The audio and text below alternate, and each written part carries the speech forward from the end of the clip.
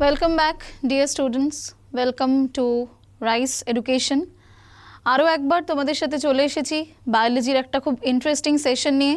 আমি তোমাদের পূজা ম্যাডাম। ঠিক প্রত্যেক সপ্তাহের মতো আজকেও আমরা কিন্তু খুব ইন্টারেস্টিং একটা মক টেস্ট সলভ করব এবং বিশেষ করে আজকের প্রশ্নগুলো কিন্তু একই রকমভাবে প্রিভিয়াস ইয়ারের প্রশ্নের যে ধরন সেই ধরনগুলোকে অনুকরণ করে বিগত ক্লাসগুলোর মতো আজকেও কিন্তু আমরা এই ক্লাসটা কন্ডাক্ট করব, যেখানে আগের ক্লাসের মতো আমরা বেশ কিছু ইম্পর্টেন্ট এমসিকিউ নিয়ে ডিসকাস করব এবং এমসিকিউগুলো কিন্তু বিভিন্ন ইম্পর্টেন্ট টপিক থেকে রাখা হয়েছে এবং যে টপিকগুলো বিশেষ করে আমাদের আপকামিং যে স্টাফ সিলেকশনের যে পরীক্ষাগুলো আসতে চলেছে, অর্থাৎ এসএসসি, CHSL বা CGL বা স্টাফ সিলেকশন কমিশনের বিশেষ করে যে পরীক্ষাগুলো রয়েছে, অন্যান্য যত পরীক্ষা রয়েছে সেই পরীক্ষাগুলোর কথা মাথায় রেখে কিন্তু আজকের আমরা ক্লাসটা করব। ঠিক আছে?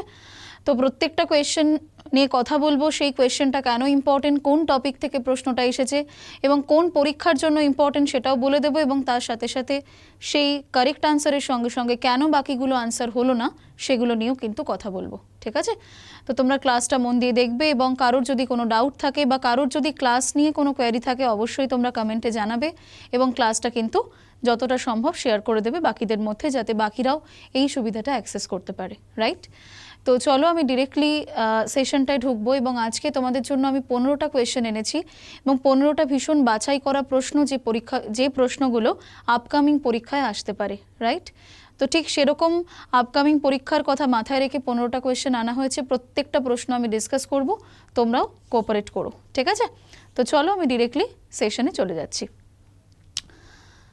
দেখো, ফার্স্ট যে কোয়েশ্চেনটা আমাদের স্ক্রিনে রয়েছে, কোয়েশ্চেনটা ভীষণ ইম্পর্টেন্ট প্রশ্ন এবং তোমরা জানো এটা যে প্রত্যেকটা পরীক্ষার জন্যই, সেটা স্টাফ সিলেকশন কমিশন হোক বা রেলের পরীক্ষা হোক বা অন্যান্য স্টেট PCS-এর যে পরীক্ষাগুলো হয়, সেই পরীক্ষাতে ভিটামিন কিন্তু একটা খুব গুরুত্বপূর্ণ চ্যাপ্টার, ভিটামিন কিন্তু একটা খুব গুরুত্বপূর্ণ টপিক এবং ভিটামিনের সাথে সাথে অন্যান্য মিনারেলস বা carbohydrate, protein, fat, body constructive food, body protective food, এগুলো থেকে অজস্র প্রশ্ন করে পরীক্ষায়। তো আমাদের সামনে যে কোয়েশ্চেনটা আমরা দেখতে পাচ্ছি, প্রশ্নটা বলেছে, জাস্ট আ মিনিট, হ্যাঁ, কোয়েশ্চেনটা দেখো বলেছে which of the following is known as building block. আচ্ছা, এটা বলার আগে আমি একটা জাস্ট তোমাদের ছোট্ট করে একটা রেফারেন্স দিই। দেখো, আমরা যে ধরনের খাবার খাই মূলত আমরা সেটাকে দুটো টাইপে ডিভাইড করতে পারি। নর্মালি আমরা ব্যালেন্স ডায়েটের কনসেপ্ট জানি। ব্যালেন্স ডায়েট বা সুষম খাদ্য মানে হচ্ছে যে ধরনের খাদ্যবস্তুর মধ্যে, যে ধরনের ফুডের মধ্যে carbohydrate, protein, fat, minerals, vitamin, roughage, ঠিক যা যা দরকার, মানে আমাদের শরীরের পুষ্টির যে চাহিদা, সেই চাহিদাকে পরিপূর্ণ করার জন্য ঠিক যে যে উপাদানগুলো প্রয়োজন, প্রত্যেকটা এলিমেন্ট যদি ঠিকঠাক রেশিওতে, প্রপার অনুপাতে যদি কোনো একটা খাদ্যের মধ্যে প্রেজেন্ট থাকে, তখনই তাকে আমরা বলবো কি ব্যালেন্স ডায়েট বা সুষম খাদ্য। রাইট? তাহলে অ্যাজ পার দ্য কোয়েশ্চেন দেখো বলেছে which of the following is known as building block. তাহলে তার আগে আমরা একটু জেনে নিই যে আমরা যে ধরনের খাবার খাই, মূলত দু ধরনের খাবার আমরা খেয়ে থাকি। একটাকে বলা হয় বডি কনস্ট্রাকটিভ ফুড,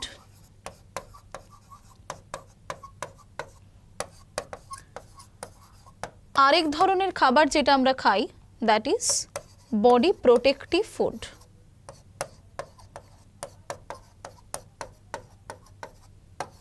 রাইট? তার মানে দেখো, এই যে বডি কনস্ট্রাকটিভ, আরেকটা হচ্ছে বডি প্রোটেক্টিভ। কনস্ট্রাকটিভ কথাটার মানে হচ্ছে কনস্ট্রাকশন করা বা তৈরি করা। কনস্ট্রাকটিভ মানে হচ্ছে যে খাবারগুলো আমাদের শরীর বা আমাদের যে বডি, সেই বডি বিল্ডিং করতে হেল্প করে, অ্যাট দ্য সেম টাইম যে ধরনের খাবার থেকে আমরা এনার্জি বা শক্তি পাই, সেই খাবারগুলোকে বলা হয় কি বডি কনস্ট্রাকটিভ ফুড বা দেহ গঠনকারী খাদ্য।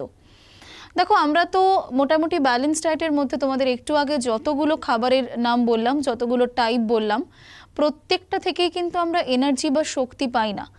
লাইক এই বডি কনস্ট্রাকটিভ ফুড বা এনার্জি ইল্ডিং ফুডের মধ্যে রয়েছে এই কার্বোহাইড্রেট, প্রোটিন এবং ফ্যাট। রাইট? কার্বোহাইড্রেট, প্রোটিন এবং ফ্যাট। তো এই ধরনের খাবার থেকে আমরা কিন্তু শক্তি পাই। আর বডি প্রোটেক্টিভ ফুড মানে হচ্ছে মেইনলি আমরা বলি বডি প্রোটেক্টিভ হচ্ছে মিনারেলস, আরেকটা হচ্ছে ভিটামিনস। ঠিক আছে, অর্থাৎ ভিটামিন বা মিনারেলস থেকে আমরা কিন্তু শক্তি পাই না, কিন্তু ভিটামিন মিনারেলসের যদি কোনো অভাব হয়, কোনো ডেফিসিয়েন্সি হয়, তাহলে কিন্তু এখান থেকে ডেফিনেটলি বিভিন্ন ধরনের ডেফিসিয়েন্সি ডিজিজ বা অভাবজনিত রোগ কিন্তু আমরা হতে দেখি। ঠিক, তাহলে আমাকে প্রশ্নটা করেছে যে নিম্নলিখিত যে খাদ্যবস্তুগুলো রয়েছে তার মধ্যে which of the following is known as the building block? Building block কথাটার মানে হচ্ছে দেহ গঠনকারী খাদ্য। বিল্ডিং ব্লক কথাটার মানে হচ্ছে দেহ গঠনকারী খাদ্য, রাইট? তাহলে কার্বোহাইড্রেট, প্রোটিন, ফ্যাট এবং ফ্যাটি অ্যাসিডের মধ্যে যেটা পার্টিকুলারলি যে ফুড আইটেমটা বা যে পার্টিকুলার টাইপের ফুডটা আমাদের শরীরকে তৈরি করতে সাহায্য করে, বিল্ডিং ব্লক মানে হচ্ছে দেহ গঠন করতে সাহায্য করে, তো তার এক্সাম্পল হচ্ছে প্রোটিন। ঠিক আছে, এবং তোমরা জানো যে কার্বোহাইড্রেটকে কিন্তু আমরা প্রোটিন বাঁচোয়া খাদ্য বা প্রোটিন স্পেয়ারিং ফুড বলে থাকি, রাইট? কার্বোহাইড্রেটকে আমরা প্রোটিন বাঁচোয়া খাদ্য বা প্রোটিন স্পেয়ারিং ফুড বলে থাকি, এবং প্রোটিনটা কিন্তু পার্টিকুলারলি আমাদের বডি বিল্ডিংয়ে বা বডি কনস্ট্রাকশনে হেল্প করে, দেহ গঠনে সাহায্য করে বলে আমরা এই প্রোটিনকে বলে থাকি দেহ গঠনকারী খাদ্য বা বিল্ডিং ব্লক। আরেকটা জিনিস মনে রাখবে যে আমরা বডি কনস্ট্রাকটিভ ফুডের রেসপেক্টে কার্বোহাইড্রেট, প্রোটিন, ফ্যাট তিনটের কথাই আলোচনা করলাম, রাইট? তো এর মধ্যে ম্যাক্সিমাম এনার্জি কিন্তু আমরা পাই হচ্ছে ফ্যাট থেকে। ফ্যাট থেকে সাপোজ 1 গ্রাম অফ ফ্যাট থেকে আমরা অলমোস্ট 9.3 কিলো ক্যালোরির কাছাকাছি কিন্তু শক্তি পাই। বিভিন্ন পরীক্ষায় এসএসসির প্রিভিয়াস ইয়ার একটা প্রশ্ন দিয়েছিল যে which of the following food has the highest calorific value? অর্থাৎ যে ধরনের খাবারগুলো আমরা এখানে দেখতে পাচ্ছি এর মধ্যে কোনটির ক্যালোরি মূল্য বা তাপন মূল্য সর্বাধিক? তাহলে এখানেও কিন্তু আনসারটা আমরা কি করব? আমরা আনসারটা করব হচ্ছে ফ্যাট, রাইট? আর এখানে যে ফ্যাটি অ্যাসিডটা আমরা দেখতে পাচ্ছি তোমরা প্রত্যেকেই জানো ফ্যাটি অ্যাসিড হচ্ছে structural unit of fat, right? তাহলে আমরা যদি ফ্যাটকে ব্রেকডাউন করি, কোনো একটা কমপ্লেক্স ফ্যাট যদি আমরা কনজাম্পশন করি, ফ্যাটের ভাঙনের ফলে বা after breakdown of fat molecule আমরা দুটো জিনিস পাই। কি কি? একটা হচ্ছে ফ্যাটি অ্যাসিড আর একটা হচ্ছে গ্লিসারল, রাইট? যেরকম আমরা পলিস্যাকারাইড যখন খাই, যখন কার্বোহাইড্রেটকে ইনটেক করি, কার্বোহাইড্রেটকে আমরা ইউজুয়ালি কমপ্লেক্স ফর্মে ইনটেক করি, তাই তো? তাহলে কমপ্লেক্স ফর্মে যখন আমরা কার্বোহাইড্রেট খাই দ্যাট ইজ পলিস্যাকারাইড। তাহলে আফটার ব্রেকডাউন অফ পলিস্যাকারাইডস আমরা কি পাচ্ছি? Monosaccharide, right? মোনোস্যাকারাইডের এক্সাম্পল হচ্ছে গ্লুকোজ। স্টার্চ বা গ্লাইকোজেন ব্রেকডাউন করলে আমরা সেখান থেকে গ্লুকোজ পাই। আবার যদি আমরা কোনো একটা কমপ্লেক্স প্রোটিন খাই, প্রোটিন কনজাম্পশন করি, after the breakdown of complex form of protein সেখান থেকে আমরা পাই হচ্ছে অ্যামাইনো অ্যাসিডস। তাহলে স্ট্রাকচারাল ইউনিট অফ প্রোটিন হচ্ছে অ্যামাইনো অ্যাসিড, রাইট? সেরকম কমপ্লেক্স ফর্ম অফ ফ্যাটকে যদি আমরা ব্রেকডাউন করি সেখান থেকে আমরা যে এলিমেন্টটা পাই তার নাম হচ্ছে ফ্যাটি অ্যাসিড অ্যান্ড গ্লিসারল, যেটা হচ্ছে structural unit of fat. Clear? তাহলে আমরা কিন্তু এখান থেকে অনেকগুলো তথ্য শিখলাম এবং প্রত্যেকটা তথ্য যেগুলো তোমাদের সাথে শেয়ার করলাম প্রত্যেকটাই কিন্তু পরীক্ষায় আসার মতো ইনফরমেশন, প্রত্যেকে মাথায় রাখবে। পরবর্তী প্রশ্ন দেখো, নেক্সট কোয়েশ্চেন আমরা যেটা দেখতে পাচ্ছি খুব ইম্পর্টেন্ট একটা প্রশ্ন, এবং এটা ডাইজেস্টিভ সিস্টেম বা আমাদের যে পরিপাক তন্ত্র রয়েছে সেখান থেকে কিন্তু করা হয়েছে। প্রশ্নটা কি বলছে দেখো, stomach epithelial cells in the body secrete. আমাদের স্টমাকের মধ্যে একরকমের সেল প্রেজেন্ট থাকে যার নাম হচ্ছে এপিথেলিয়াল সেল। তাহলে স্টমাকের মধ্যে যে এপিথেলিয়াল সেল প্রেজেন্ট থাকে সেই এপিথেলিয়াল সেল থেকে নিম্নলিখিতগুলির মধ্যে কোনটি সিক্রেশন হয়? অপশন এ বলছে হাইড্রোক্লোরিক অ্যাসিড বা HCl। সেকেন্ড বলছে অক্সিটোসিন। তোমরা প্রত্যেকে জানো যে অক্সিটোসিন হচ্ছে এক রকমের হরমোন, রাইট? তাহলে অক্সিটোসিন এমন একটা হরমোন যে হরমোনটা কিন্তু আমাদের পিটুইটারির যে পশ্চাৎখণ্ড বা পশ্চেরিয়ার পার্ট অফ পিটুইটারি সেখান থেকে সিক্রেশন হয়, এবং এই অক্সিটোসিনের মেইন ফাংশন হচ্ছে প্রেগনেন্সি ফেজটাকে ধরে রাখা, বজায় রাখা এবং মিল্ক সিক্রেশনে হেল্প করা, তাই তো? ল্যাকটেশনের সময় ল্যাকটেটিং মাদারদের ক্ষেত্রে মিল্ক সিক্রেশনে হেল্প করে হচ্ছে অক্সিটোসিন হরমোন। নেক্সট অপশন আমরা পাচ্ছি হচ্ছে অ্যাড্রিনালিন। এটাও একটা হরমোনেরই এক্সাম্পল। অ্যাড্রিনাল গ্ল্যান্ড আমরা সবাই পড়েছি। অ্যাড্রিনাল গ্ল্যান্ডটা আমাদের কিডনি বা বৃক্কের মাথার উপরে টুপির মতো অবস্থান করে, তাই জন্য এই গ্ল্যান্ডটাকে আমরা কি বলি? আমরা বলি হচ্ছে সুপ্রারেনাল গ্ল্যান্ড। ঠিক আছে, suprarenal gland, right? Suprarenal gland.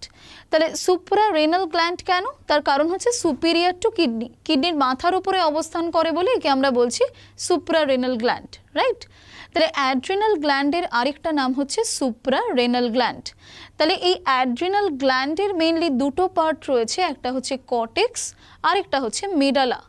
তাহলে এই medulla part of adrenal gland, এখান থেকে যে হরমোনটা সিক্রেশন হয় তার নাম হচ্ছে কি? Adrenaline, right? যেই হরমোনটাকে আমরা বলি এমার্জেন্সি হরমোন, রাইট? তাহলে যে কোনো রকম ধরো আমরা কোনো একটা এক্সাইটেড স্টেটে রয়েছি বা আমরা খুব প্যানিকড হয়ে আছি বা যে কোনো জরুরি অবস্থায় এই অ্যাড্রিনালিন রাশটা অনেকটা বেড়ে যায়, সেই জন্য এই অ্যাড্রিনালিন হরমোনটাকে আমরা বলি হচ্ছে এমার্জেন্সি হরমোন, বাংলায় বলা হয় আপৎকালীন বা জরুরিকালীন হরমোন।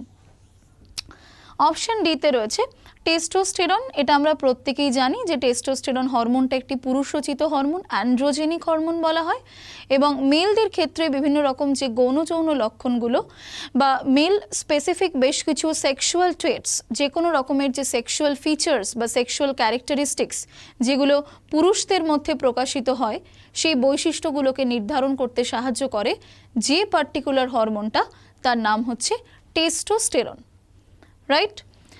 তাহলে দেখো প্রত্যেকটার জাস্টিফিকেশন দিলাম। অপশন এটা কারেক্ট আনসার এখানে, দ্যাট ইজ HCl। সেই জন্য আমরা জানি যে স্টমাকের পিএইচটা কিন্তু অলওয়েজ অনেকটা কম হয়, অনেকটাই কিন্তু কম হয়, অ্যাসিডিক পিএইচ, এবং লেস দ্যান 5 কিন্তু হয় স্টমাক পিএইচটা। তার কারণ হচ্ছে এখান থেকে HCl বা হাইড্রোক্লোরিক অ্যাসিড সিক্রেশন হয়। এটার মেইনলি দুটো কারণ রয়েছে। দুটো কারণ কি? একটা হচ্ছে ধরো সাপোজ আমরা কোনো একটা ইনফেকশাস ফুড যদি খেয়ে নিই ভুলবশত, বা কোনো একটা কন্টামিনেটেড ফুড যদি খেয়ে নিই, তার মধ্যে যদি কিছু হার্মফুল প্যাথোজেন প্রেজেন্ট থাকে, সেটা যদি ভুলবশত আমাদের দেহের মধ্যে প্রবেশ করে যায়, কিছুটা ইনভেট করার পর ফাইনালি যখন স্টমাকে ওরকম একটা অ্যাসিডিক এনভায়রনমেন্ট ফিল করে, তখন কিন্তু ওই লো অ্যাসিডিক পিএইচে সেই পার্টিকুলার প্যাথোজেনটা সার্ভাইভ করতে পারে না, রাইট? তাহলে এটা ডেফিনেটলি এটা আমাদের একটা বডি ডিফেন্সে হেল্প করছে। অ্যাট দ্য সেম টাইম তোমরা একটা এনজাইমের নাম শুনেছো, দ্যাট ইজ পেপসিন। ঠিক আছে, এই পেপসিনটা পার্টিকুলারলি যে সাবস্ট্রেটটার উপর কাজ করে তার নাম হচ্ছে প্রোটিন, রাইট? তাহলে এই প্রোটিনকে ভাঙার জন্য বা for the hydrolysis of protein molecule pepsin is necessary. তাহলে এই পেপসিন এনজাইমটাকে অ্যাক্টিভেশন করার জন্য কিন্তু লো পিএইচ দরকার। তাহলে আমি দুটো পয়েন্ট বললাম, মাথায় রাখবে। একটা হচ্ছে লো পিএইচ হওয়ার রেলেভেন্স হচ্ছে যদি কোনো কন্টামিনেটেড ফুড বা কোনো একটা ইনফেকশাস পার্টিকেল যদি আমরা কনজিউম করে ফেলি আউট অফ মিস্টেক, তাহলে কিন্তু সেটা ওই লো পিএইচে গিয়ে সার্ভাইভ করতে পারে না, number one. Number two is activation of pepsin enzyme, which enzyme is responsible for the breakdown of protein. Clear? তাহলে আমি কারেক্ট আনসারের সঙ্গে সঙ্গে তোমাদের যে রেলিভেন্ট ইনফরমেশনগুলো আসতে পারে পরীক্ষার জন্য বাকি অপশন থেকে, সেটাও কিন্তু বলে দিলাম। আশা করি বুঝতে পেরেছো প্রত্যেকে। পরবর্তী প্রশ্ন, এইডস আমরা নাম শুনেছি, acquired immunodeficiency syndrome, common cold, dengue fever and influenza are the examples of deficiency disease, infectious disease, physiological disease, non infectious disease. দেখো এইডস, কমন কোল্ড, ডেঙ্গু বা ইনফ্লুয়েঞ্জা প্রত্যেকটা রোগই কিন্তু কোনো না কোনো একটা প্যাথোজেনের জন্য হয়, প্যাথোজেনিক ইনফেকশনের কারণে হয়, রাইট? ধরো আমি লেটসে বললাম যে এইডস হচ্ছে HIV বলে একটা ভাইরাস রয়েছে, রেট্রোভাইরাস, হিউম্যান ইমিউনোডেফিসিয়েন্সি ভাইরাস, সেই ভাইরাসটা অ্যাটাক করলে এইডস হয়, লেটসে আমি এটা বললাম। ডেঙ্গুর ক্ষেত্রেও কিন্তু বিষয়টা সেম, এটাও কিন্তু ডেঙ্গুর ক্যারিয়ার বা ভেক্টর হচ্ছে Aedes mosquito, but the actual pathogen which is responsible for dengue is a virus. তাহলে এটা একটা ভাইরাল ডিজিজ। লেটস সে আমি বললাম ইনফ্লুয়েঞ্জা, এটাও কিন্তু একটা পার্টিকুলার মাইক্রো অর্গানিজম তার জন্য রেসপন্সিবল। তোমরা কমেন্টে আমাকে জানাবে কোন ধরনের micro organism responsible for influenza and common cold as well. Is it bacteria, is it virus, is it fungus, is it protozoa? কোনটা তোমাদের মনে হচ্ছে আমাকে কমেন্টে জানাবে। তাহলে ডেফিনেটলি এতগুলো যখন ভাইরাল ইনফেকশনের কথা বললাম, ডেফিনেটলি ডিজিজটা ইনফেকশাস ডিজিজ, রাইট? তাহলে এখানে আমরা কিন্তু নন ইনফেকশাস ডিজিজ তো কোনোভাবেই হবে না, ইনফেকশাস ডিজিজটাই will be the right answer. Deficiency disease মানে হচ্ছে যে কোনো একটা পার্টিকুলার কম্পোনেন্টের যদি আমাদের বডিতে ডিপ্রাইভড হই, আমরা সেই পার্টিকুলার কম্পোনেন্টটা যদি না কনজিউম করি বা না পাই, তখন আউট অফ দ্যাট ডেফিসিয়েন্সি আমাদের কিন্তু কিছু রোগ হতে পারে, যেগুলোকে আমরা ডেফিসিয়েন্সি ডিজিজ বলি। ধরো লেটসে আমি বললাম যে আয়রন ডেফিসিয়েন্সির জন্য অ্যানিমিয়া হয়, রাইট? আবার ধরো তোমার আয়োডিন ডেফিসিয়েন্সির জন্য গয়টার হয়, ভিটামিন সি এর ডেফিসিয়েন্সির জন্য স্কারভি হয়, ভিটামিন ডি, ক্যালসিয়াম, ফসফরাসের ডেফিসিয়েন্সির জন্য আমাদের বোনসগুলো অনেক বেশি ফ্রাজাইল হয়ে যায়, অনেকটা ডিফর্মড হয়ে যায়, বোন ডেন্সিটি কমে যায়, রিকেট, অস্টিওম্যালেশিয়া তোমরা শুনেছো। This all are the deficiency disease, মানে কোনো একটা কিছুর অভাবের কারণে আমাদের বডিতে এই ধরনের কিছু ম্যানিফেস্টেশনস আমরা দেখতে পাচ্ছি, রাইট? আর ফিজিওলজিক্যাল ডিজিজটা আর কিছু নয়, বডির কোনো একটা পার্টিকুলার অর্গান সেটা যদি ম্যালফাংশন করতে শুরু করে, প্রপারলি যদি ফাংশন না করে, কোনো কারণে মাল্টি অর্গান ফেলিয়ার হয়ে গেল, বা কোনো একটা পার্টিকুলার অর্গান তার ইউজুয়াল যে ফাংশন সেটা যদি কোনোভাবে না করে, তখন আউট অফ দ্যাট যে ডিজিজটা আমাদের শরীরে হতে পারে, দ্যাট ইজ ফিজিওলজিক্যাল ডিজিজ। তাহলে খুব ভালো একটা প্রশ্ন দেখো, AIDS, common cold, dengue fever এবং ইনফ্লুয়েঞ্জা এটা কিন্তু ইনফেকশাস ডিজিজ। বিগত বছরগুলোতে কিন্তু এমটিএস পরীক্ষাতে এই কোয়েশ্চেনটা এসেছিল, ঠিক আছে? তাহলে দেখো আমরা কিন্তু থ্রু আউট সেশনটায় এসএসসির পরীক্ষাগুলোর জন্য ফোকাস করছি, স্টাফ সিলেকশন কমিশনের পরীক্ষাতে ঠিক যে প্রশ্নগুলো আসতে পারে সেগুলো নিয়ে কথা বলছি। তাহলে এই কোয়েশ্চেনের আনসারটা আশা করি তোমরা বুঝতে পারলে কেন এটা সঠিক আনসার আমরা নিলাম ইনফেকশাস ডিজিজ, এটা আশা করি বুঝতে পেরেছো। This is one of the conceptual questions যেটা পরীক্ষায় আসতে পারে। কোয়েশ্চেনটা কি আমি একবার পড়ি। What you mean by law of dominance? এই ল অফ ডমিনেন্স এটার বাংলাটা হচ্ছে প্রকটতার সূত্র। ল অফ ডমিনেন্সের বাংলাটা হচ্ছে প্রকটতার সূত্র, রাইট? তাহলে আমরা মেন্ডেলিজম পড়েছিলাম, মেন্ডেলের যতগুলো সূত্র রয়েছে ল অফ ডমিনেন্স হচ্ছে তার মধ্যে একটা সূত্র। তোমরা ল অফ সেগ্রিগেশন পড়েছো, পৃথক ভবনের সূত্র পড়েছো, ল অফ ইন্ডিপেন্ডেন্ট অ্যাসর্টমেন্ট পড়েছো, স্বাধীন বিন্যাসের সূত্র পড়েছো, তাই তো? তাহলে এই যে ল অফ ডমিনেন্স বা প্রকটতার সূত্র, এই বিষয়টা কি? দেখো এখানে অপশনগুলো কি বলছে। Option A is when offspring shows the characters of generation. Option B, when offspring of crossbreed parent only show dominant characters in F1 generation. F1 কথাটার মানে হচ্ছে first filial generation, P generation হচ্ছে প্যারেন্টাল জেনারেশন, F1 জেনারেশন মানে হচ্ছে first filial generation বা প্রথম অপত্য জনু, F2 generation মানে হচ্ছে সেকেন্ড ফিলিয়াল জেনারেশন বা দ্বিতীয় অপত্য জনু, রাইট? তাহলে সেকেন্ড কোয়েশ্চনে বলেছে যে সেকেন্ড পয়েন্টে বা সেকেন্ড অপশনটা আমরা দেখতে পাচ্ছি যে অফস্প্রিং কথাটার মানে হচ্ছে প্রজেনি বা অপত্য সন্তান। অফস্প্রিং কথাটার মানে হচ্ছে কি না প্রজেনি বা অপত্য সন্তান, রাইট? তাহলে when offspring of cross breed parent, তাহলে লেটসে আমি ধরে নিচ্ছি যে সাপোজ ক্যাপিটাল টি আর স্মল টি এটা হচ্ছে টল ক্যারেক্টারকে ইন্ডিকেট করে, এটা হচ্ছে ডোয়ার্ফ ক্যারেক্টারকে ইন্ডিকেট করে, রাইট? ডোয়ার্ফ ক্যারেক্টারকে ইন্ডিকেট করে। তাহলে টল আর ডোয়ার্ফের মধ্যে in case of definitely monohybrid cross বা একসংকর জননের ক্ষেত্রে মেন্ডেল দেখেছিলেন যে দুটো ভিন্ন বৈশিষ্ট্যের মধ্যে যদি মিলন ঘটানো হয় তাহলে প্রথম অপত্য জনু বা ফার্স্ট ফিলিয়াল জেনারেশনে one character will be dominant over the other, মানে একটি আরেকটির ওপরে প্রকট হবে, রাইট? তাহলে ফার্স্ট ফিলিয়াল জেনারেশনে পাওয়া গেছিল ক্যাপিটাল টি স্মল টি। তার মানে এটা হচ্ছে পিওর টল বিশুদ্ধ লম্বা, পিওর ডোয়ার্ফ বিশুদ্ধ বেটে, এখান থেকে আমরা পেয়েছিলাম হাইব্রিড টল বা হেটেরোজাইগাস টল। তার মানে সামহাউ দেখতে পাচ্ছি যে টলের সাথে ডোয়ার্ফের মিটিং করার পরে সামহাউ টল ক্যারেক্টারটাই অ্যাপিয়ার করছে, তাই তো? এই যে reappearance of tall character after trying multiple times, যখন মেন্ডেল বারংবার তিনি যখন তার ডিজায়ার্ড রেজাল্ট পাওয়ার জন্য বারংবার রিপিটেডলি যখন এক্সপেরিমেন্টটা করছিলেন, তখন তিনি দেখতে পাচ্ছিলেন যে দুটো ভিন্ন বৈশিষ্ট্যের মিলন ঘটানোর ফলে ফার্স্ট ফিলিয়াল জেনারেশন বা প্রথম অপত্য জনুতে একটি বৈশিষ্ট্য আরেকটির ওপরে প্রকট হবে, রাইট? তাহলে এখানে সেকেন্ড যে পয়েন্টটা রয়েছে তার মানে এটাই দাঁড়ায়, when offspring of crossbreed parent only show dominant characters in F1 generation. Option C কি বলছে? when offspring of crossbreed parent only show dominant characters in F2 generation, মানে F1 এর জায়গাতে এখানে F2 লেখা হয়েছে। লাস্টেরটাই বলছে in F2 generation both the character which is governed by the gene are separated.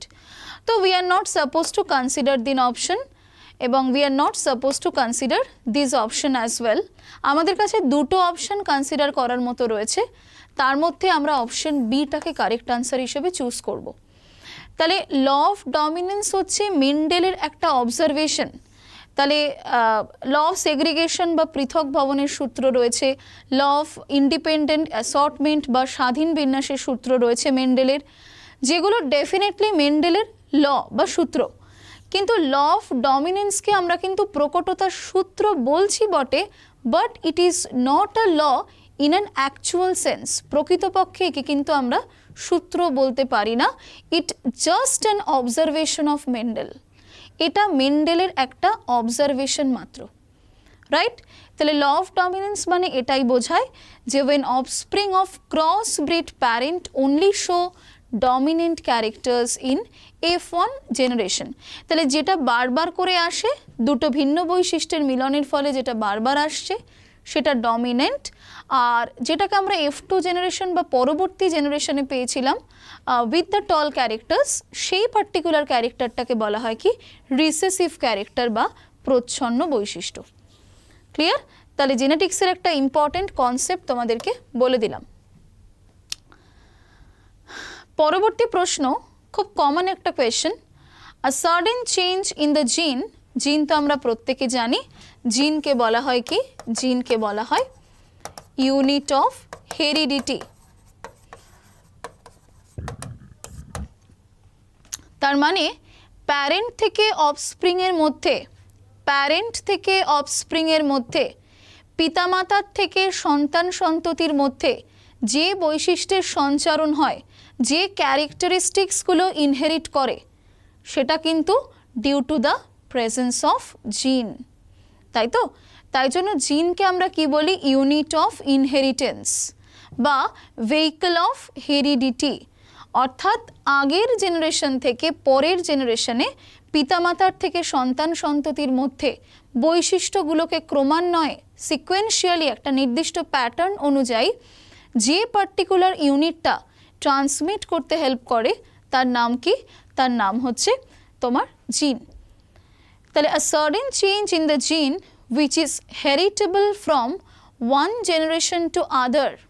তাহলে এই জিনের মধ্যে যদি হঠাৎ করে কোনো একটা পরিবর্তন হয় যেটা একটা জেনারেশন থেকে পরবর্তী জেনারেশনে ইনহেরিট করে বা which is heritable from one generation to next, তাকে আমরা কি বলি?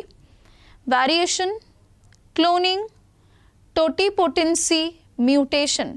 উত্তরটা ডেফিনেটলি হয়ে যাবে মিউটেশন। মিউটেশন মানে হঠাৎ করে কোনো একটা পরিবর্তন। সাপোজ আমরা দেখতে পাচ্ছি যে নর্মাল জিন থেকে একটা নর্মাল প্রোটিন তৈরি হয়েছে। আমরা সেন্ট্রাল ডগমার কনসেপ্ট পড়েছি, তোমরা অনেকেই জানো যে সেন্ট্রাল ডগমা বিষয়টা কি। সেন্ট্রাল ডগমা মানে হচ্ছে ডিএনএর মধ্যে বা জিনের মধ্যে থাকা যে ইনফরমেশন বা যে মেসেজ, সেটা কিন্তু eventually is being reflected to protein, ঠিক আছে, সেটা আলটিমেটলি কিন্তু প্রোটিন দ্বারা এক্সপ্রেসড হয় বা প্রোটিনের মধ্যে দিয়ে রিফ্লেক্টেড হয়। তাহলে একটা নর্মাল জিনের ক্ষেত্রে যদি আমরা এরকম একটা প্যাটার্ন দেখতে পাই, ডেফিনেটলি নর্মাল জিন থেকে নর্মাল প্রোটিন, কিন্তু আফটার গেটিং মিউটেটেড যদি মিউটেশন হয়ে যায়, মিউটেশন মানে হঠাৎ করে যদি কোনো একটা বেস পেয়ারের পরিবর্তন হয় বা হঠাৎ করে একটা পুরো অনেকটা সিকোয়েন্স যদি চেঞ্জ হয়ে যায়, তো সেক্ষেত্রে কিন্তু আমরা দেখতে পাই আইদার কোনো প্রোটিন তৈরি হবে না বা তৈরি হলেও সেটা কিন্তু অ্যাবনর্মাল প্রোটিন, রাইট? তাহলে gene the consequence of gene mutation is lethal or dangerous, তাই তো? তাহলে নর্মালি আমরা, তোমরা পড়েছো সেন্ট্রাল ডগমার প্রসেসগুলো, replication, transcription, translation, finally translation প্রসেসে যখন প্রোটিন তৈরি হচ্ছে, সেই প্রোটিনটা কিন্তু একটা সুস্থ স্বাভাবিক প্রোটিন, একটা নর্মাল প্রোটিন তৈরি হওয়ার কথা, কিন্তু কোনোভাবে যদি পার্টিকুলার কোনো একটা বেস বা কোনোভাবে যদি কোনো একটা সেট অফ একটা নাইট্রোজেন বেস অনেকগুলোর মধ্যে যদি কোনো পরিবর্তন এসে যায়, সেক্ষেত্রে কিন্তু মিউটেশন হতে পারে এবং the consequence of mutation is very lethal, ঠিক আছে? আচ্ছা, ভ্যারিয়েশন তো ডাইভার্সিটি, ক্লোনিং হচ্ছে মাল্টিপ্লিকেশন, কপি নাম্বার বাড়ানো, টোটি পোটেন্সি হচ্ছে একরকম পোটেনশিয়াল, আলটিমেটলি যেখান থেকে একটা কমপ্লিট অর্গানিজম তৈরি হতে পারে, যেটাকে আমরা কিন্তু একটা এক্সাম্পল দিয়ে বলতে পারি, যখন স্পার্ম এবং ওভামের মধ্যে মেটিং হয় তখন সেখান থেকে আমরা জানি জাইগোট তৈরি হয়। তাহলে this zygote possess a potential to form a complete adult, right? তাহলে এই যে আমরা এখন অ্যাডাল্ট হয়ে গেছি বা এই যে আমরা বড় হয়ে গেছি, তো আমরা তো একটা সময় জাইগোট ছিলাম, তাহলে জাইগোটটা একটা সিঙ্গল সেলড অর্গানিজম ছিল, সেখান থেকে একটা মাল্টি সেলুলার অর্গানিজম অ্যাডাল্ট তৈরি হলো। তাহলে এই জাইগোটের মধ্যে যে ক্ষমতাটা বা যে পোটেনশিয়ালটা রয়েছে to form a complete organism, এই ক্ষমতাটা বা পোটেনশিয়ালটাকেই আমরা বলি হচ্ছে কি totipotency. Clear? Totipotency. Next question is, bryophytes are called amphibians of the plant kingdom because they, bryophyteদেরকে আমরা বলি amphibians of plant kingdom বা একে বলা হয় উদ্ভিদ রাজ্যের উভচর।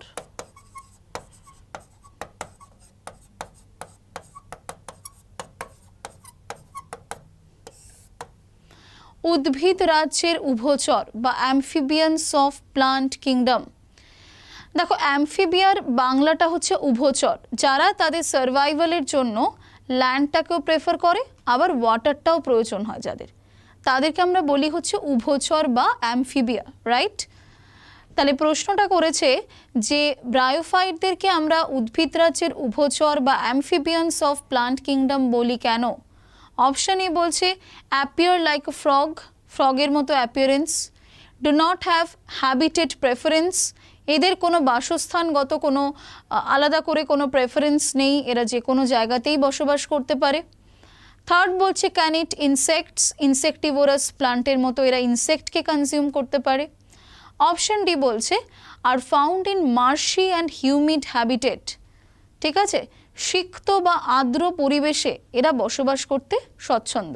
তাহলে এখানে ডেফিনেটলি আমি তোমাদের যে ডেফিনেশনটা বোঝালাম সেখান থেকে এই অপশানটাই কারেক্ট হয়ে যায় যে are found in marshy and humid habitat. তাহলে এরা কিন্তু এদের সার্ভাইভাল করার জন্য বা এদের নিজেদের সেলফ বলতে পারো এক্সিস্টেন্সের জন্য এরা কিন্তু ল্যান্ডটাকে যেরকম প্রেফার করে সেরকম ওয়াটার লাভিংও হয়। এদের সার্ভাইভালের জন্য দুটোই প্রয়োজন বলে এদেরকে আমরা কি বলি? এদেরকে আমরা বলি অ্যামফিবিয়ানস অফ প্লান্ট কিংডম বা উদ্ভিদ রাজ্যের উভচর। ঠিক আছে, next question. The cell wall of fungi is composed of, ফাঙ্গাসের যে সেল ওয়াল, ফাঙ্গাসের সেল ওয়াল কিন্তু কোন কম্পোনেন্ট দিয়ে তৈরি হয় সেটা জানতে চেয়েছে। ফাঙ্গাসের সেল কিন্তু সেলের স্ট্রাকচারটা কিন্তু খুব কমপ্লেক্স হয়, রাইট? ফাঙ্গাসের সেলের স্ট্রাকচারটা কিন্তু খুব কমপ্লেক্স হয় এবং এখানে আমাদের প্রশ্নটা করেছে যে ফাঙ্গাসের সেল ওয়ালের কম্পোনেন্ট কি।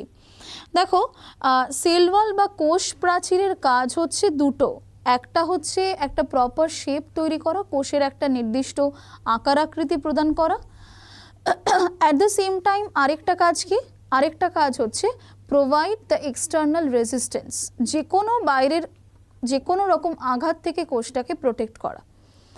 তো অ্যানিমাল সেলের ক্ষেত্রে কিন্তু আমরা কোনো সেল ওয়াল দেখতে পাই না, no cell wall is present in animal sell.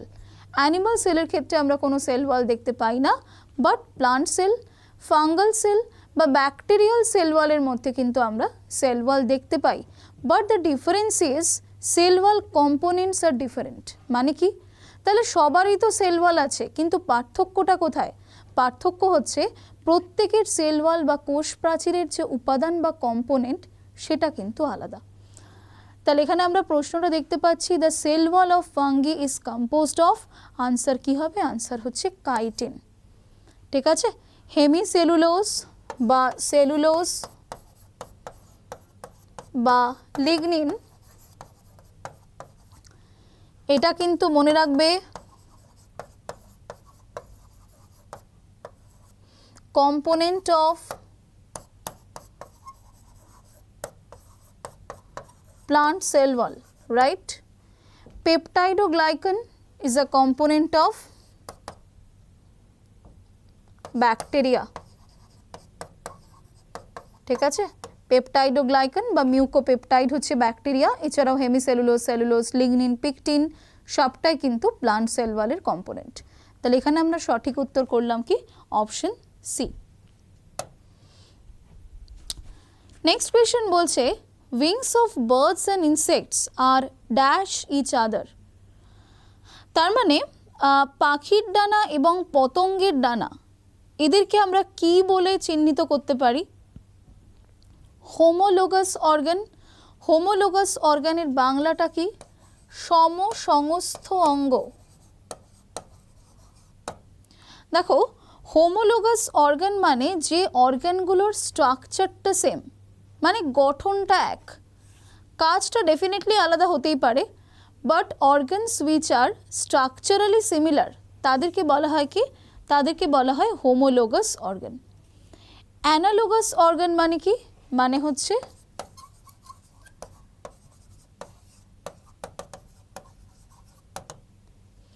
সমবৃত্তীয় অঙ্গ। এই বৃত্তি কথাটার মানে হচ্ছে কাজ, মানে পাখির ডানা, পতঙ্গের ডানা বা বাদুড়ের ডানা, হোয়াট এভার, প্রত্যেকে ডানা দিয়ে ফ্লাই করে, ওড়ে, তাই তো? তাহলে তার মানে প্রত্যেকের যদি আমরা স্ট্রাকচারাল অ্যানাটমি বা স্ট্রাকচারাল যদি ফিচার অ্যানালাইসিস করি তাহলে অবশ্যই আলাদা হতে পারে, কিন্তু প্রত্যেকের কাজটা তো সেম, প্রত্যেকে সেম ফাংশন পারফর্ম করছে, প্রত্যেকে ফ্লাই করছে, রাইট? তাহলে এটা আমরা আনসার কি করব? Analogous organ. ভেস্টিজিয়াল মানে হচ্ছে নিষ্ক্রিয় অঙ্গ, মানে যে অর্গানগুলো একটা টাইমে যখন আমরা বারবার করে এগুলোকে রিপিটেডলি ইউজ করতাম তখন সেগুলো অ্যাক্টিভ ছিল, কিন্তু পরবর্তীকালে ইউজ না করতে করতে এদের যে রেলেভেন্স বা প্রাসঙ্গিকতা সেটা হারিয়ে গেছে। তাহলে যেরকম অ্যাপেন্ডিক্স, এটা একটা কিন্তু নিষ্ক্রিয় অঙ্গ বা ভেস্টিজিয়াল অর্গানের এক্সাম্পল। ঠিক আছে, তাহলে wings of birds and insects are analogous to each other. Next question, the objective of plant breeding. Plant ব্রিডিংয়ের অবজেক্টিভ কি? আমরা প্লান্ট ব্রিডিং কেন করি, ব্রিডিংটা কেন করাই? ফার্স্ট বলেছে বেটার ইল্ড। বেটার ইল্ড মানে আমরা বলতে পারি যে maximum productivity, right? Maximum productivity. Better quality, definitely quality ভালো করাটা উদ্দেশ্য, কারণ এটা আমরা আর্টিফিশিয়ালি আমরা একটা স্ট্যান্ডার্ডাইজড একটা কন্ডিশনে আমরা এই কাজটা করছি, ডেফিনেটলি আমরা এটার কোয়ালিটিও ভালো এক্সপেক্ট করব। At the same time disease or stress resistance, মানে they should be highly immune from any kind of disease. তাহলে প্লান্ট ব্রিডিংটা যখন আমরা আর্টিফিশিয়ালি করছি তখন আমাদের অনেকগুলো কিন্তু অবজেক্টিভ মাথায় থাকে। কি কি, কোনগুলো ইম্পর্টেন্ট তার মধ্যে? বেটার ইল্ড বা maximum productivity, better quality of crop, আরেকটা হচ্ছে হাইলি ইমিউনড বা ডিজিজ অর স্ট্রেস রেজিস্ট্যান্স। তাহলে এখানে আমরা দেখতে পাচ্ছি সবকটাই কিন্তু সঠিক, অল অফ দিসটা কারেক্ট আনসার হবে। তাহলে কোয়েশ্চেন 9 এর আনসার হচ্ছে কি all of this. Next question is which of the following is a primary organ of female reproductive system? দেখো আমাদের এটা হচ্ছে ফিমেল রিপ্রোডাক্টিভ সিস্টেমের একটা ছবি দেওয়া রয়েছে, তোমরা দেখতে পাচ্ছ। এটা হচ্ছে ওভারি বা ডিম্বাশয়, এখান থেকে ওভাম রিলিজ হয়, এখান থেকে ওভাম রিলিজ হয়, প্রসেসটার নাম হচ্ছে ওভিউলেশন। ওভিউলেশন, ওভারি থেকে ওভামটা আসার পরে ফাইনালি এখানে আমরা একটা টিউবের মতো স্ট্রাকচার দেখতে পাচ্ছি যার নাম হচ্ছে ফ্যালোপিয়ান টিউব, রাইট? তাহলে ফ্যালোপিয়ান টিউবের মধ্যে অ্যাম্পুলা বলে একটা অংশ থাকে, অ্যাম্পুলা। এই অ্যাম্পুলাতে অ্যাকচুয়ালি ফার্টিলাইজেশনটা হয়। Fertilization takes place at the ampulla region of fallopian tube. ফ্যালোপিয়ান টিউবের অ্যাম্পুলাতে ফার্টিলাইজেশন হয়। ফাইনালি যেটাকে আমরা বলি ইউটেরাসের এন্ডোমেট্রিয়াম, জরায়ুর যে অন্তর্গাত্র, সেখানে কিন্তু ফাইনালি এসে যে ব্লাস্টোসিস্ট তৈরি হয় সেটা কিন্তু ইমপ্লান্টেড হয়ে যায়, যাকে আমরা বলি ইমপ্লান্টেশন বা রোপণ। এবং এই ইউটেরাসের মধ্যে বা জরায়ুর মধ্যে কিন্তু জেস্টেশন ফেজটা চলতে থাকে বা প্রেগনেন্সি ফেজটা চলতে থাকে, রাইট? এবং অনেক সময়তে আমরা যদি পার্মানেন্ট স্টেরিলাইজেশনের কথা ভাবি, স্থায়ী বন্ধাত্মকরণের কথা ভাবি, অনেক সময় তোমরা শুনেছো ফ্যালোপিয়ান টিউব কেটে বাদ দিয়ে দেওয়া হয়, যাকে বলা হয় টিউবেক্টমি, রাইট?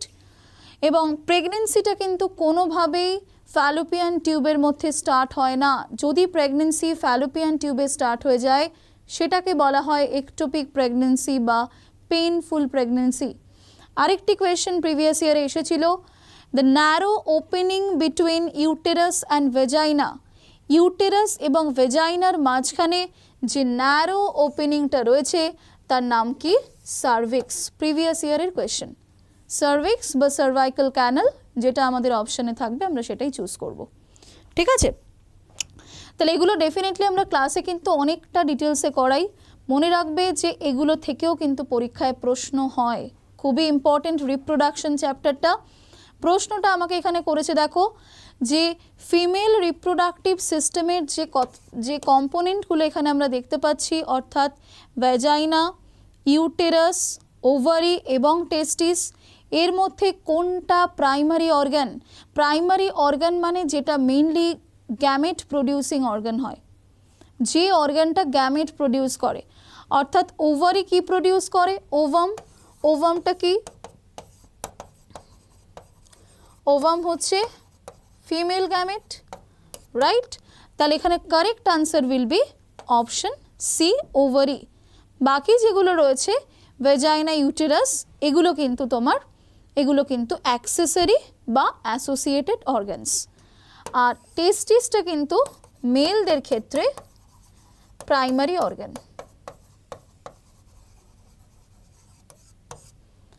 মেলদের ক্ষেত্রে প্রাইমারি হচ্ছে টেস্টিস, right?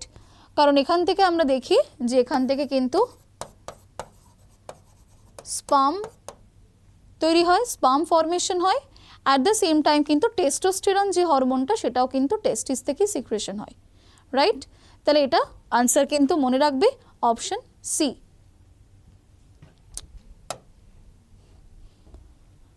Next question is what was the main aim of the Ramsar convention? আমরা জানি যে রামসার কনভেনশন এটা ইরানে হয়েছিল। কনভেনশনটা তোমাদের যদি কারোর ইয়ারটা মনে থাকে আমাকে কমেন্ট করে অবশ্যই জানাবে। এই রামসার কনভেনশনের প্রধান উদ্দেশ্য বা মেইন এইম কী ছিল? অপশন এ বলছে কনজারভেশন অফ ওয়েটল্যান্ডস, জলাভূমি সংরক্ষণ, বায়োডাইভার্সিটি কনজারভেশন, জীববৈচিত্র্য সংরক্ষণ, গ্লোবাল ওয়ার্মিং, বিশ্ব উষ্ণায়ন বা ক্লাইমেট চেঞ্জ, পরিবেশগত পরিবর্তন। তাহলে রামসার কনভেনশনের প্রধান, এটা একটা ইন্টারন্যাশনাল এগ্রিমেন্ট বা ট্রিটি সাইন্ড হয়েছিল যেখানে ওয়েটল্যান্ড বা জলাভূমির গুরুত্ব অনুধাবন করার পরে যত রকমের ওয়েস্ট, মানে আমাদের বিশেষ করে আরবান এরিয়াতে, মিউনিসিপ্যাল এরিয়াতে যত ওয়েস্ট তৈরি হয়, সেই ওয়েস্ট ম্যাটারগুলোকে কিন্তু এই ওয়েটল্যান্ডের মধ্যেই ফেলা হয় বা ওয়েটল্যান্ডের মধ্যেই কিন্তু আমরা সেগুলোকে ডিসপোজ করি, ঠিক আছে। এবং সবথেকে বড় কথা হচ্ছে ওয়েটল্যান্ড যদি না থাকে তাহলে কিন্তু আমাদের বাস্তুতান্ত্রিক যে ভারসাম্য বা ইকোলজিক্যাল যে ইকুইলিব্রিয়াম সেটাও কিন্তু আস্তে আস্তে হারিয়ে যাবে। তাহলে ওয়েটল্যান্ড কনজারভেশন করাটা জরুরি, সেটার কথা মাথায় রেখে কিন্তু ইরানের রামসারে একটা কনভেনশন হয়েছিল যার নাম হচ্ছে রামসার কনভেনশন। তার একমাত্র উদ্দেশ্য হচ্ছে কনজারভেশন অফ ওয়েটল্যান্ডস। কারোর যদি ইয়ারটা মনে থাকে আমাকে অবশ্যই কমেন্ট করে জানাবে। পরবর্তী প্রশ্ন বলছে, a species restricted to a given area. Option বলছে endangered species, vulnerable species, extinct species, endemic species.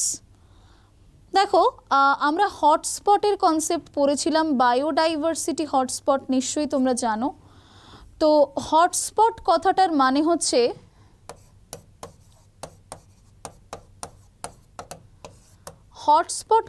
মানে হচ্ছে যেখানে where maximum biodiversity is found, যেখানে আমরা ম্যাক্সিমাম জীববৈচিত্র্য দেখতে পাই।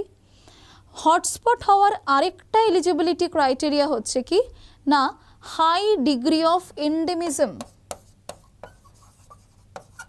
হাই ডিগ্রি অফ এন্ডেমিজম মানে এন্ডেমিক স্পিসিস কথাটার মানে হচ্ছে আঞ্চলিক প্রজাতি। তার মানে species which is restricted to a particular geographical boundary। যেমন লেমুরকে আমরা মাদাগাস্কারে পাই, ঠিক আছে। তো কিছু স্পেসিফিক এরকম অ্যানিমাল রয়েছে বা কিছু স্পেসিফিক এরকম স্পিসিস রয়েছে যাদেরকে কোনো একটা নির্দিষ্ট ভৌগোলিক অঞ্চলের মধ্যেই আমরা কিন্তু খুঁজে পাই, এদেরকে বলা হয় এন্ডেমিক স্পিসিস। এবং হটস্পট আমরা জানি আমাদের ভারতবর্ষে মোট 4টে হটস্পট রয়েছে, এবং প্রত্যেকটা হটস্পটের যদি আমরা ফ্লোরা বা ফনা দেখি, টোটাল অ্যানিমাল বা প্লান্ট কমিউনিটি কি রয়েছে, যদি প্রত্যেকটা হটস্পট অনুযায়ী যদি আমরা এগুলোকে মেলাই, তখন দেখতে পাবো যে প্রত্যেকটা হটস্পটের কমিউনিটি বা স্পিসিস কম্পোজিশন এক নয়, ডেফিনেটলি তারা আলাদা। দে আর ইউনিক, রাইট, দে আর ইউনিক। তাহলে এন্ডেমিক তারাই যাদেরকে আমরা কোনো একটা নির্দিষ্ট ভৌগোলিক অঞ্চলের বাইরে খুঁজে পাবো না, তাদেরকেই বলা হয় আঞ্চলিক প্রজাতি বা এন্ডেমিক স্পিসিস। আর endangered, critically endangered, vulnerable, extinct, threatened, ঠিক আছে, এক্সটিংক্ট ইন দ্য ওয়াইল্ড, এরকম অনেকগুলো ক্যাটাগরি রয়েছে যেটা আমরা কিন্তু IUCN এর রেড লিস্টের মধ্যে খুঁজে পাই, তাই তো? তোমরা রেড ডেটা বুক পড়েছো। বিভিন্ন অ্যানিমাল যারা রয়েছে তাদের এক্সিস্টেন্স কীরকম, তারা কীরকম স্টেটাসে বিলং করছে, সেটার উপরে মাথায় রেখে তারা কোন স্টেটাসে আছে সেই অনুযায়ী কিন্তু IUCN একটা লিস্ট পাবলিশ করে, যার নাম হচ্ছে, একটা বই পাবলিশ করে রেড ডেটা বুক। তার যে লিস্ট, সেখানে কিন্তু আমরা এই ক্যাটাগরিগুলো খুঁজে পাই, এন্ডেঞ্জার্ড, ভালনারেবল, এক্সটিংক্ট, থ্রেটেন্ড, এরকম অনেক ক্যাটাগরি খুঁজে পাই। যেরকম এক্সটিংক্ট স্পিসিসের একটা এক্সাম্পল হচ্ছে ডোডো। ডোডো পাখি কিন্তু এখন আর খুঁজে পাওয়া যায় না। কোনো একটা পার্টিকুলার ট্যাক্সনের যদি লাস্ট ইন্ডিভিজুয়ালটাও যদি হারিয়ে যায় বা থ্রেট ফেস করে, তখন সেই পার্টিকুলার ট্যাক্সনটাকে বলা হয় এক্সটিংক্ট। তাহলে তার একটা এক্সাম্পল হচ্ছে ডোডো। ডোডো কিন্তু আমরা এখন আর দেখতে পাই না। পরবর্তী question, the excretory organ in cockroach. ককরোচের যে এক্সক্রিটরি অর্গান বা রেচন অঙ্গ, তার নাম কি? গ্রিন গ্ল্যান্ড, সবুজ গ্রন্থি, ম্যালপিজিয়ান টিবিউলস, ম্যালপিজিয়ান নালিকা। দেখো, ম্যালপিজিয়ান কর্পাসেল, কিন্তু কর্পাসেলের সাথে কনফিউশন করে দিলে কিন্তু হবে না। ওয়াই? কারণ কর্পাসেল হচ্ছে is a part of nephron, তাই তো? তাহলে নেফ্রন আমরা জানি যে হিউম্যান কিডনির স্ট্রাকচারাল অ্যান্ড ফাংশনাল ইউনিট হচ্ছে নেফ্রন। সেই নেফ্রনের দুটো পার্ট, একটা ম্যালপিজিয়ান কর্পাসেল আর একটা রেনাল টিবিউল। তাহলে দুটো সম্পূর্ণ আলাদা। তাহলে Malpighian corpuscle is a part of nephron. আর এখানে আমরা যেটা দেখতে পাচ্ছি ককরোচ বা আরশোলার ক্ষেত্রে যে তাদের রেচন অঙ্গ রয়েছে, এক্সক্রিটরি অর্গান রয়েছে, তার নাম কি? তার নাম হচ্ছে ম্যালপিজিয়ান টিবিউলস বা ম্যালপিজিয়ান নালিকা। ক্লিয়ার? আর নেফ্রিডিয়া রয়েছে, লাস্ট অপশানে রয়েছে কিডনি। কিডনির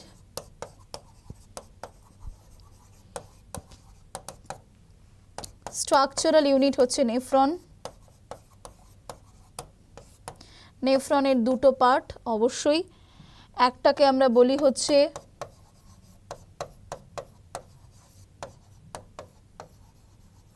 ম্যালপিজিয়ান কর্পাসেল, আরেকটাকে আমরা বলি রেনাল টিবিউল। ম্যালপিজিয়ান কর্পাসেলের দুটো পার্ট, তাই তো? একটাকে বলা হয় গ্লোমেরিউলাস, আরেকটা হচ্ছে বাউম্যানস ক্যাপসুল।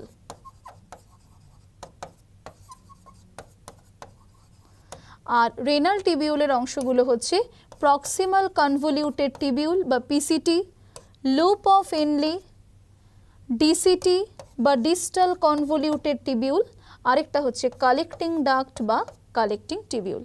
তাহলে আমরা কিন্তু নিউফ্রনের স্ট্রাকচারটা পরীক্ষার জন্য একটু স্ট্রেস দিয়ে পড়ব, পরীক্ষায় কোয়েশ্চেন আসে। Question 14, what is the unit of heredity? Already discussed previous কোন একটা কোয়েশ্চেনে তোমাদের বলে দিয়েছি যে বংশগতির একক বা ইউনিট অফ হেরিডিটি আমরা কাকে বলি? সেল না ব্লাড না জিন? এটার আনসার ডেফিনেটলি হয়ে যাবে কিন্তু জিন।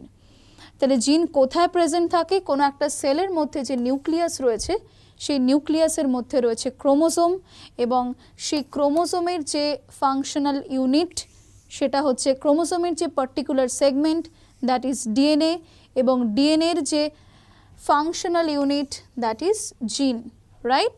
তাহলে মনে রাখবে যে নিউক্লিক অ্যাসিড বা ডিএনএ তার স্ট্রাকচারাল ইউনিট কিন্তু নিউক্লিওটাইড, তাই তো? নাইট্রোজেন বেস, পেন্টোজ সুগার, আরেকটা হচ্ছে কিন্তু ফসফরিক অ্যাসিড। নিউক্লিওটাইডের এই তিনটে কম্পোনেন্ট রয়েছে। তাহলে 14-এর আনসার হচ্ছে সি। সেল তো আমরা জানি structural unit of every living organism, তাই তো? Fundamental structural and functional unit of our body cell. আর ব্লাড হচ্ছে এক রকমের টিস্যু, ফ্লুইড বা liquid connective tissue, right? Next, study of blood হচ্ছে হেমাটোলজি, তোমরা জানো।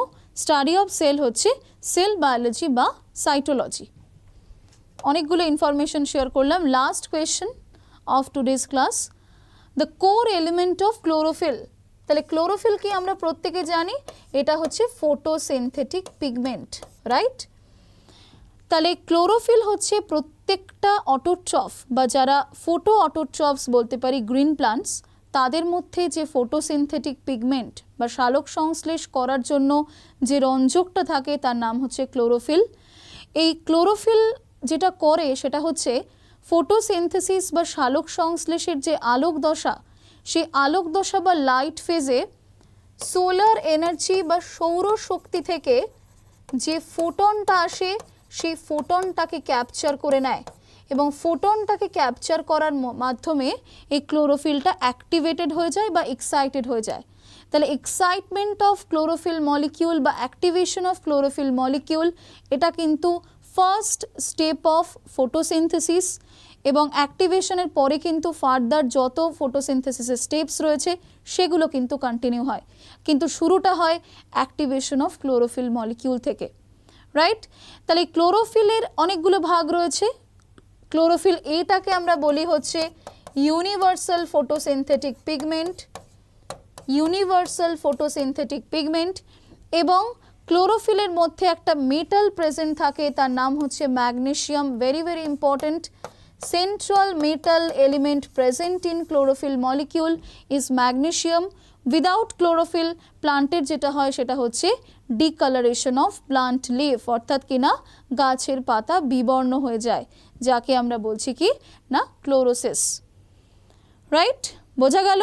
তাহলে আয়রন বলো, ম্যাঙ্গানিজ বলো বা মলিবডেনাম বলো, ম্যাঙ্গানিজের জন্য মার্শ স্পট বা আয়রনের জন্য, অনেক রকমের ডিজিজ, কপারের জন্য, কপারের ডেফিসিয়েন্সি হলে যেটা হয় ডাইব্যাক ডিজিজ, অনেক রকমের রোগ কিন্তু হয় বিভিন্ন মিনারেল ডেফিসিয়েন্সির কারণে। তার মধ্যে ম্যাগনেশিয়ামের ডেফিসিয়েন্সি হলে যে রোগটা হয় তার নাম হচ্ছে কি ক্লোরোসিস বা ডিকালারেশন অফ প্লান্ট লিফ। ক্লিয়ার? তো আজকের ক্লাস আমাদের এটুকুই ছিল। আশা করি তোমরা অনেকগুলো ইনফরমেশন কিন্তু আজকে পেলে। এই 15টা কোয়েশ্চেনের হয়তো সঠিক উত্তরগুলো নিয়ে আমরা কথা বললাম, কোয়েশ্চেনের সংখ্যা 15টা ছিল, কিন্তু অ্যাসোসিয়েটেড ইনফরমেশনগুলো কিন্তু তোমরা পেলে যেগুলো পরীক্ষায় আসতে পারে, রাইট? তাহলে সবাই ক্লাসটা কিন্তু মন দিয়ে দেখবে। কারোর যদি কোনো ডাউট বা কোয়ারি থাকে তোমরা কমেন্ট সেকশনে ড্রপ করবে নিজের কোয়ারি। ক্লাসটা তোমরা শেয়ার করো, চ্যানেলটাকে অবশ্যই কিন্তু সাবস্ক্রাইব করো। পরের দিন কিন্তু আবার দেখা হচ্ছে আরেকটা এরকম ইন্টারেস্টিং সেশন নিয়ে। ভালো থেকো, টিল দেন সবাই পড়াশুনো করো। Thank you.